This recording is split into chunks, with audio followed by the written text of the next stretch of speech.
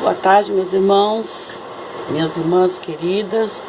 Eu gostaria de compartilhar com vocês. Eu estou lendo esse livro pela terceira vez. Esse livro aqui é muito bom. Deus é Tremendo, é de Tony Evans. Eu ganhei esse livro da minha sobrinha Aline, quando eu estive passando o Natal com ela em Nova York, em 2008, ela me presenteou. De lá para cá eu já li esse livro 3 vezes. Ele é da editora Vida Cristã e é muito bom mesmo esse livro. Eu recomendo para vocês.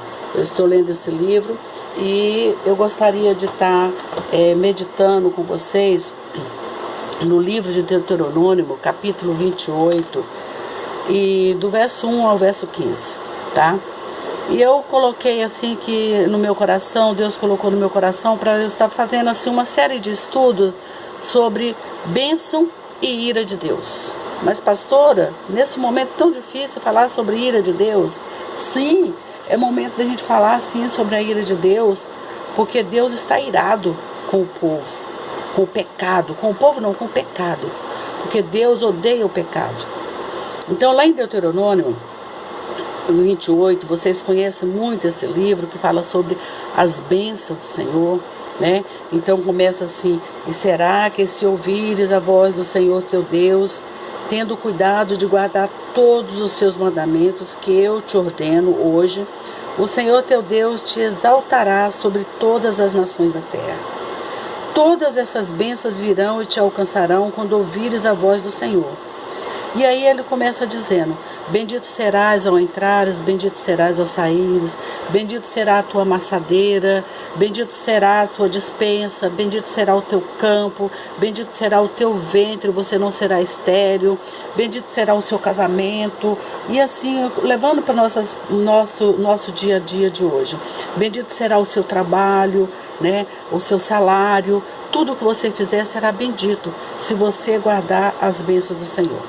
E lá no verso 15, verso 16 em diante, ele fala: e será que se não deres ouvido à voz do Senhor teu Deus, e não cuidares de fazer todos os seus mandamentos e os seus estatutos que hoje te ordeno, então sobre ti virão todas as maldições e te alcançarão. Maldito será na cidade, maldito será na tua casa, maldito será no teu campo, maldito será no seu trabalho. Aonde você for, a maldição vai te acompanhar. Então nós não queremos maldição sobre a nossa vida. E eu estava meditando nessa palavra e veio ao meu coração, né, lendo também esse livro sobre Deus é Tremendo, e ele fala ali sobre a ira de Deus, que é real, não é uma coisa fictícia, é uma coisa real. E eu lendo ali, Deus foi colocando no meu coração o que nós diríamos de um pai que não educa seu filho. Já pensou quando você está no mercado, quando você está numa praça, no shopping, você vê aquela criança birrenta, aquela criança que se joga no chão, que começa a chorar, e você fala que quem merecia umas palmadas é o pai ou a mãe. Não é assim que a gente fala? Porque o pai não soube educar, porque o pai não soube advertir, disciplinar o seu filho. O que diríamos se a gente estivesse indo a uma viagem e a gente encontrasse um amigo que estava voltando pelo mesmo caminho, pela mesma estrada que nós fomos, e nesse caminho, nessa estrada, tivesse caído uma barreira e o caminho estivesse interditado e esse amigo não nos advertisse? A gente falia: um amigo inútil, porque não me advertiu.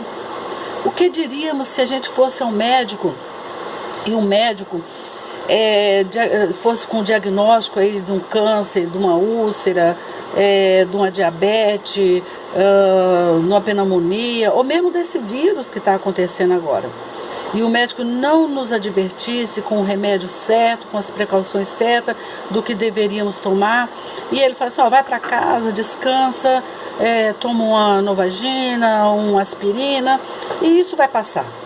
A gente ia dizer: um profissional péssimo, mau profissional. Ele não agiu com bondade, ele agiu com maldade. E a mesma coisa, irmão, o que nós diríamos de um pastor? Nós, pastores, pregássemos só sobre prosperidade, sobre vida abundante, sobre a bondade de Deus, sobre o amor de Deus, e não pregássemos sobre a ira de Deus sobre o pecado. Nós estaríamos sendo negligentes em não advertir as nossas ovelhas do mal tão grande que elas estão caminhando. É como um pastor que estivesse guiando as suas ovelhas no campo e tivesse um precipício e ele deixasse as ovelhas ir para o precipício, sem falar com elas: ali vocês vão cair e vão morrer. É a mesma coisa, está deixando as ovelhas ir para um lugar onde tem carrapicho, onde tem espinhos, e deixar elas andarem e não avisar: ali vocês vão ter pasto, mas também vocês vão ter tragada pelos espinhos, pelos precipícios. É assim, é desse jeito que aconteceria. Então, este pastor estaria causando um grande mal à sua ovelha, se ele não advertisse da ira de Deus. A ira de Deus não é fácil de tratar, mas faz parte da natureza, faz parte das mais qualidades de Deus, das qualidades dele, do amor, da santidade, da misericórdia, da bondade. Não podemos deixar de falar da ira de Deus. Falar disso é como deixar de mostrar o grande mal que a igreja causa à igreja. O grande mal nós estamos causando à igreja se nós não falarmos disso. Para falar as verdades desses dois assuntos que estão tão fora de modo, que é a volta de Cristo e a ira de Deus, nós não podemos deixar, irmãos, porque a volta de Cristo está próxima e a ira de Deus está aí acontecendo. A nossos olhos nus nós estamos vendo o que está acontecendo. E eu coloquei aqui: a questão não é que gostamos ou não de falar, se queremos ou não, concordamos ou não. A Bíblia tem mais a dizer sobre a ira de Deus do que sobre o amor. Naturalmente, Deus é gentil, amoroso, misericordioso, mas a ira de Deus deve ser levada a sério. A ira de Deus é a retribuição necessária, a justiça, a justa e correta para o pecado. A ira de Deus contra o pecado surge pela necessidade da natureza, por causa da justiça de sua lei, da retidão e do seu caráter. Ele não tem prazer na punição do injusto. Lá em Ezequiel, capítulo 33, versículo 11, o Senhor diz assim: diz-lhe: vivo eu, diz o Senhor Jeová, que não tenho prazer na morte do ímpio, mas que o ímpio se converta do seu mau caminho e viva. Convertei-vos, ele fala duas vezes, dos vossos maus caminhos, pois por causa desta razão morrereis, ó casa de Israel. Se não nos convertermos do nosso mau caminho, nós morreremos no nosso pecado e nós teremos a punição de Deus sobre a nossa vida. A ira de Deus, o Senhor está irado com o povo, o Senhor está irado com o pecado do povo. Deus ama o pecador, mas Ele aborrece o pecado, Ele odeia o pecado. Salmo 18, versículo 8 diz assim: as suas narinas subiam fumaça, quando ele estava falando da presença do pecado sobre o teu povo, sobre o povo de Deus. As narinas do Senhor exalam fumaça de ira, porque ele está irado contra o pecado. Em Êxodo 34, 7, Moisés escreve que Deus não permitirá que o culpado fique sem punição. O culpado ele não terá por inocente, ele não ficará sem punição. Em Deuteronômio capítulo 32, versículo 41, Moisés existe a declaração de Deus: tomarei vingança contra os meus inimigos. Então Deus tomará vingança contra os inimigos. Quem é o inimigo de Deus? Aquele que faz aquilo que é desagradável a Deus, aquele que faz contra a vontade de Deus, aquele que não obedece a Deus, esse é inimigo de Deus. Aquele que é contra Deus, esse é inimigo de Deus. Todo aquele que comete pecado, seja qual for o pecado, irmão, pecado não é só adultério, matar, roubar, não. Pecado no pensamento, pecado só de você pensar, você está pecando. Na sua boca sair palavras torpes, desagradáveis, palavras que ferem as outras pessoas, palavra que para você, a nossa boca tem que sair palavras de vida, não palavras de morte. Nós não podemos estar matando a nossa família, nós não podemos estar matando nossos inimigos com palavras torpes da nossa boca, às vezes palavras de destruição, palavras que levam as pessoas para baixo, palavras de impotência, palavras de destruição na nossa boca não pode sair. Temos que fazer como o salmista: Senhor, coloca um guarda na minha boca, para que da minha boca não saia palavras que desagrade ao Senhor. O Senhor está irado com nossos lábios. Com o nosso lábio nós bendizemos ao Senhor e nós maldiçoamos ao nosso irmão. Com o nosso lábio nós cantamos louvores, falamos em língua, e com o nosso mesmo lábio nós desprezamos o nosso marido, os nossos filhos, os nossos companheiros, o nosso irmão da igreja, o nosso vizinho, a nossa sogra, a nossa nora, o nosso genro. É com essa mesma boca, e Deus está irado com isso. Ele diz que de uma mesma fonte não pode sair água salgada e água doce, água amarga e água doce. De uma mesma fonte não pode proceder. Então dos nossos lábios não pode proceder palavras boas e palavras ruins. Vigia os teus lábios. Pede a Deus para colocar guarda sobre os seus lábios, para que você não venha falar palavras que venham amaldiçoar as pessoas. Pede, Senhor, que da minha boca saia palavras de vida, palavras de bênção, palavras que venham edificar. Senhor, fecha os meus olhos para que eu não veja os erros dos outros, para que eu não venha falar dos erros dos outros, mas abra os meus olhos para que eu veja os meus próprios erros. Abra os meus olhos para que eu veja onde eu estou errando. Abra os meus olhos para que eu possa ver, contemplar dentro de mim a minha maldade, a minha fraqueza. E eu não possa ver nos outros, mas que eu veja em mim, para que eu venha me consertar. O tempo do Senhor está próximo.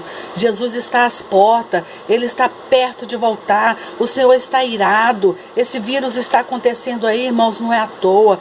Quantos profetas de Deus profetizaram sobre o que ia acontecer? Quantos profetas de Deus profetizaram? Tanto na Bíblia como homens de Deus falaram através da palavra de Deus, profetizando sobre a ira de Deus.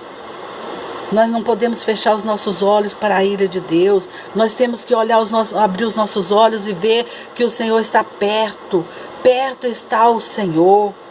E a volta do Senhor está à porta. Se nós fecharmos nossos olhos e colocar os nossos ouvidos afinados, nós podemos ouvir o som da trombeta. Porque o Senhor está perto. Mas você pode dizer: pastora, há muitos anos que eu venho ouvir falar da volta de Jesus e Jesus não voltou. Meus irmãos, minhas irmãs, preste atenção. Nós não podemos ficar esperando que Jesus volte daqui 100 anos. Nós temos que esperar como se Ele voltasse hoje.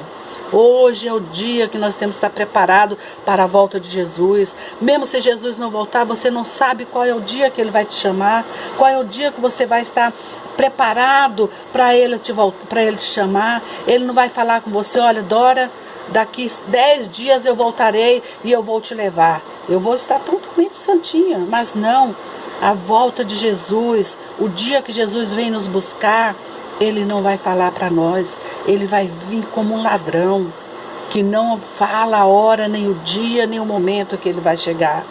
E nós temos que estar preparados 24 horas por dia para receber a volta de Jesus.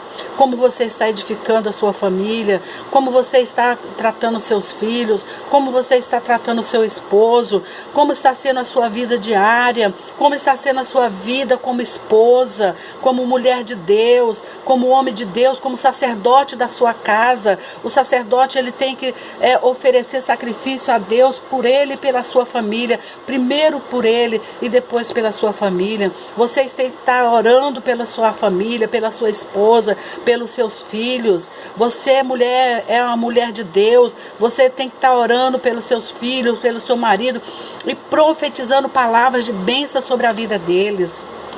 Não esqueça que o Senhor está à porta e logo Ele virá. E como que você vai apresentar diante dele: Senhor, eu fiz isso, isso, isso para o meu marido, eu fiz isso, isso, isso para a minha esposa, eu eduquei meus filhos assim, assim, eu ensinei os meus filhos esse caminho. Como que você vai apresentar diante de Deus? Seja uma mulher sábia, seja um homem sábio, um sacerdote correto diante de Deus.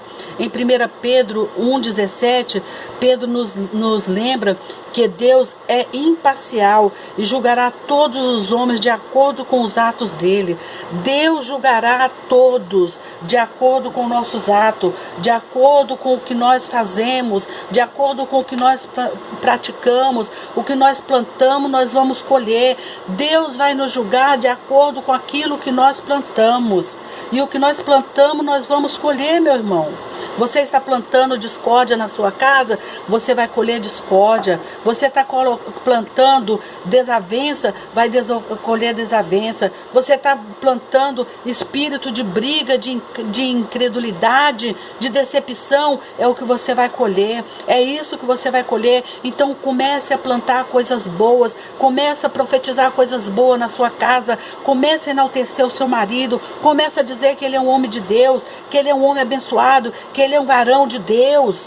Mesmo que ele não seja, comece a profetizar coisas boas. Você vai ser, em nome de Jesus, eu profetizo na sua vida. Em nome de Jesus, profetiza coisas boas na vida do seu filho, na vida da sua esposa. Lá em Romanos capítulo 11, versículo 22, para a gente finalizar, fala assim: considera, pois, a bondade e a severidade. Preste bem atenção, a severidade de Deus para com os que caíram. Severidade.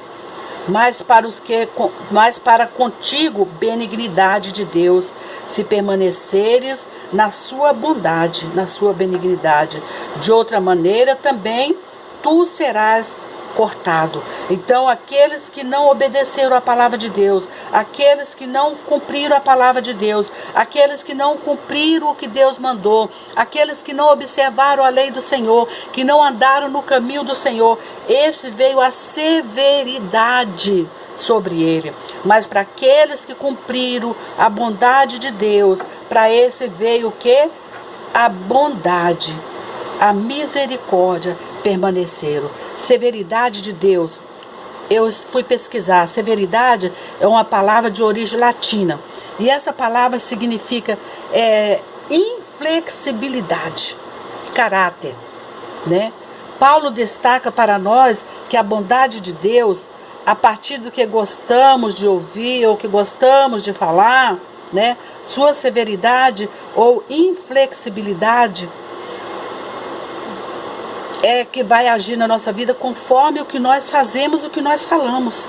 Tanto a flexibilidade, a severidade de Deus é conforme nós agimos. Se nós agimos para o bem, vai acontecer a benignidade. Se nós agimos para o mal, a severidade de Deus, a inflexibilidade de Deus. Isso é a ira de Deus sobre aquele que não cumpre o que Deus ordena.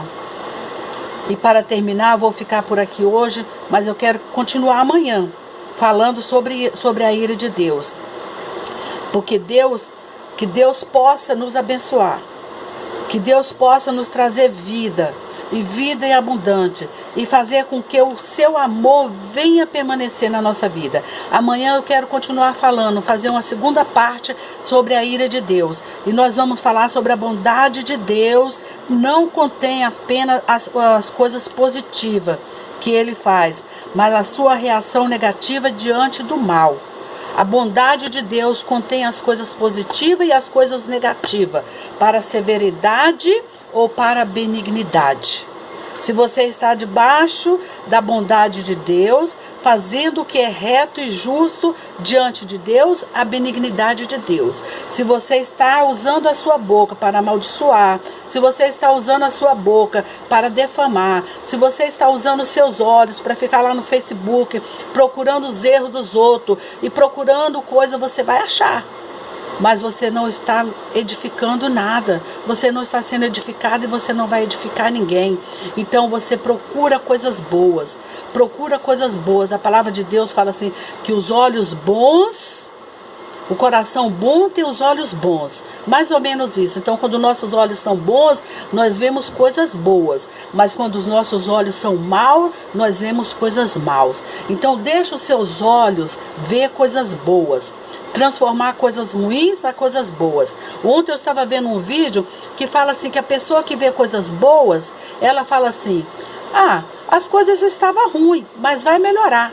Você está doente e alguém te pergunta como você está. Aí você vai responder. Aquela que tem coisas má fala assim, cada dia eu estou pior, eu estava melhor, mas agora eu estou piorando cada vez mal. Porque ela tem os olhos maus e ela vai ver somente pelo lado mal. Mas aquela que vê pelo lado bom, ela vai falar assim, eu não estou bem, mas eu vou melhorar em nome de Jesus. As coisas não estão bem, mas vai ficar melhor. O coronavírus está aí, mas ele vai ser aniquilado em nome de Jesus. Nós estamos presos dentro de casa, mas logo, logo nós vamos sair, vamos passear e vamos bater perna.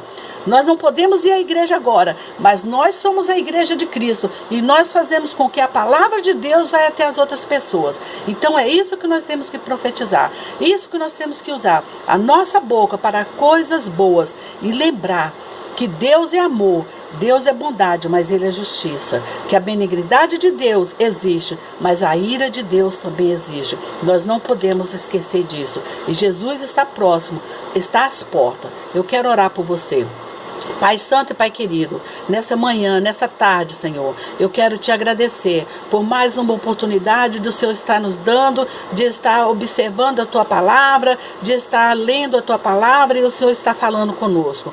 Pai, que nós possamos colocar em prática, Senhor, a Tua bondade em nossa vida, que nós possamos procurar, Senhor, a cada dia viver a bondade do Senhor, procurar viver, ó Deus, de acordo com a Tua palavra, viver a Tua lei, a Tua misericórdia. Pai, sermos misericordiosos para com o nosso próximo, não querer a misericórdia para nós, mas a maldade para os outros, mas que nós possamos ter um coração bondoso, um coração misericordioso e olhar para o nosso próximo, desejando o bem para eles, ó Pai, e não olhando somente para as coisas ruins, mas colocando em vista as coisas boas, porque o Senhor é misericordioso, é bondoso, mas o Senhor também é justo e verdadeiro.